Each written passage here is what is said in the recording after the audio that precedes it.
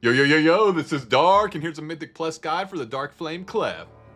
When making these guides, I'm hoping to help people who are getting into Mythic Plus, as well as anyone who's still struggling with the mechanics. So when you're in that pug environment, you can be an asset to the party instead of being the reason you fail the keys. And for anyone interested in trying out tanking and understanding the routing, here's a basic route of what I do when I'm just pugging. Like and subscribe if this helped you at all.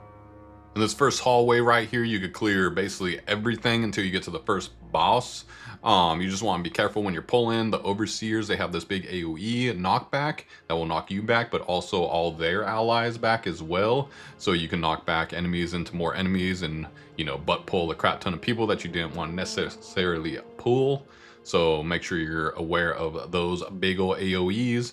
And then you got a bunch of dudes that will throw rocks that aren't interruptible. So those are kind of annoying. You want to just group them all together as best you can with that AoE knockback. And you got other guys that shoot fire bolts or whatever at you, and those are kickable. They also put fire dots that are dispellable on random players. But yeah, this hallway, just, group up ads as best you can.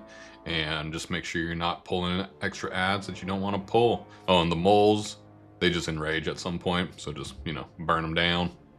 Alright, the first boss in this place, Ol'Waxbeard, baby. So this guy will have a bunch of ads that will assist him. He's gonna throw a dot on a random player, and all those ads will fixate to that player. If you're that player, you can use the train tracks and the trains that go through to one-shot these ads. So you run across, make them run across. Hopefully they get hit by the little train cart. For tanks, he'll be doing Rockbuster to you, and it makes you take extra physical damage by like 25% for 6 seconds. So make sure you're just popping CDs for that. And he'll have this cave-in ability where he's gonna throw down circles of rocks on players, from the ceiling, whatever. Just make sure you're not standing in the circles. And then he'll charge at a random player. His reckless charge. This, you want to make sure you're running him into pillars so he doesn't go across, the arena and either reset, because this has happened to us before, or, you just want more uptime on them, so you want to hit the closest thing to you instead of going across the goddamn room.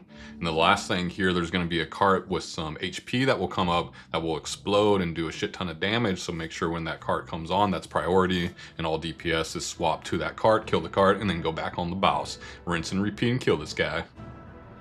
Alright, after the first boss, when you drop down into the next room, there's going to be a couple big candle dudes you could pull with the little mobs in the middle of the arena.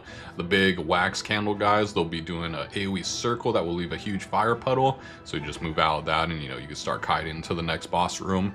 And they'll also do an AoE like pulse dot damage thing. And that's about it for these guys. Nothing too crazy, just don't fight them in the big fire spots. Alright, so heading to the next boss room, you're going to see all these fire elemental dudes. These guys are going to do an attack that will increase fire damage you take, and it will stack. So what you want to do here is just kill these guys as fast as you can. Once you do that, the Boss Blazikon will spawn, and you could get right into the boss fight. So this boss is going to be targeting, I believe, 3 players with this fireball attack that's going to shoot fire circles at you. And what you want to do with these as DPS and the healer, if you get this, there'll be candles around the arena. You want to make sure you're running this into those candles to set those candles ablaze, which you will need these for his next ability, which is going to be a pizza slice frontal attack.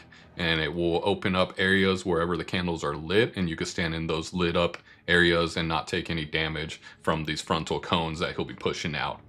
And then after that, he'll do extinguishing gusts at players, and these will extinguish the candles that you lit up. And now here you want to extinguish as many candles as you want, so he'll point the gust at all the players except for the tank, I believe, shoot them out, take out all the candles, because the next mechanic is the opposite. Wherever there is candles lit, he'll be shooting puddles on the ground, and it will be safe spots where there are no candles lit. And then he'll douse all the flames, turning off all the candle flames, and rinse and repeating, and you're going to do it all over again. You'll get the fireballs, you light the candles, you stand in the safe area, then you get the wind gusts, you take out the candles, extinguish them, and then you stand in the safe area. Rinse and repeat, blow his ass up. And for tanks, just make sure you're always in melee damage, otherwise he'll do blazing storms, doing a crap ton of damage to the team. Alright, heading to the third boss area. The first ads you'll see, there's going to be a bunch of non-elite dudes. They're a bunch of casters. What you want to do here, as best you can, is kick all the dudes and gather them up and just burn them down. Going on to the next area, there's going to be a couple mini bosses here. There's going to be a big dude who's going to do a knockback slam attack that you can't really avoid at all, but he'll also charge at a player, grabbing them and holding them and like slamming them, stunning them for a bit. And when the big guy's holding you, the other mini boss is going to be casting like a flamethrower ability on you. So make sure, you know, the healer, you're topping that player up. And then this caster mini boss will have a flaming tether that will root you, but that's kickable and it's dispellable as well if the root gets off. And then he just has, you know, basic cast abilities that you just want to like kick as much as you can to reduce the damage going out. All right, the Candle King boss. So this guy's going to create wax statues of each player at random locations in the arena. His whole thing is you want to destroy these wax statues because they constantly pulse out AoE damage to the team the whole time they are alive. His first ability is going to be a pickaxe throw that he'll target a random player. You just want to make sure you are not taking this hit and you have one of the wax statues take this hit to destroy it. And his next ability, he'll cast purple circles around players. With these purple circles, you want to make sure you are standing next to as many statues, wax statues as you can, and you want to clear out every single statue at this point. And then besides that, he has a kickable fear, paranoid mine. So make sure you're kicking this so you're not getting feared all over the place, and you just want to make sure you're destroying wax statues and not stacking up on the same statues as your other teammates. Spread the love and destroy the statues, and this boss will be easy peasy. Alright, second to last area in the dungeon, you got the little gauntlet where you got to follow the little wagon minecart, and you want to keep lining this up with candles that are around the rooms throughout this thing. You just follow it, automatically moves on its own, and you want to deal with the horrors who are going to try to drain the light. You want to kick that and kill the little ads, you know, as fast as you can. The little non-elite ads, when they die, they'll explode, leaving purple circles on the ground that you want to just stand out of while they explode.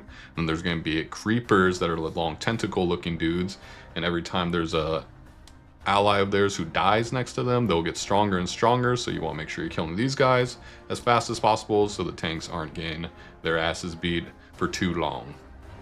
And then once you get to the end of this gauntlet, you'll hop on the minecart, you'll grab the bombs, and you'll chuck as many bombs at the boss as you can to do as much damage so he has less health when you start the final boss fight.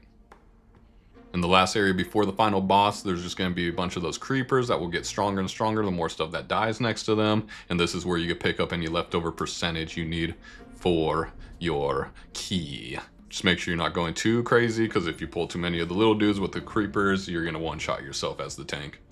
Alright, so for the final boss, the darkness, this guy's going to have a candle that you need to keep lit the whole time, and you can only do damage while you're inside of the candle radius. So make sure you're not getting hit by mechanics so the candle doesn't drain, and his first mechanics can be casted on a random DPS healer player, and it's going to be a huge purple AoE circle. You just want to run that out of the group and out of the candle radius, or so you're not hitting the candle. His next mechanic will be a big frontal beam that he'll always point at the candle, so someone will have to pick up the candle and move it out of the beam.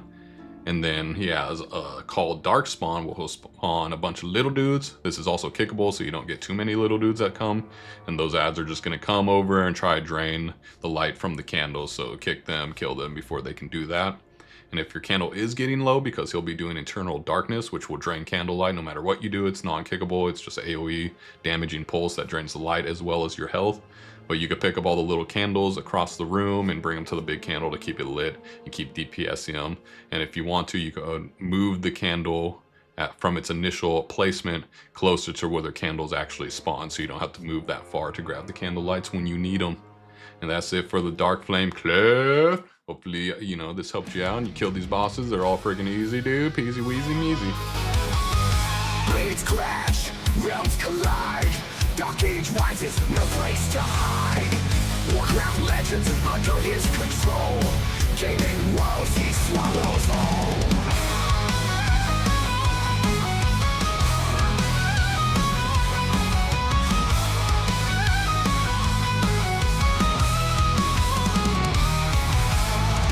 Epic raids, bosses fall.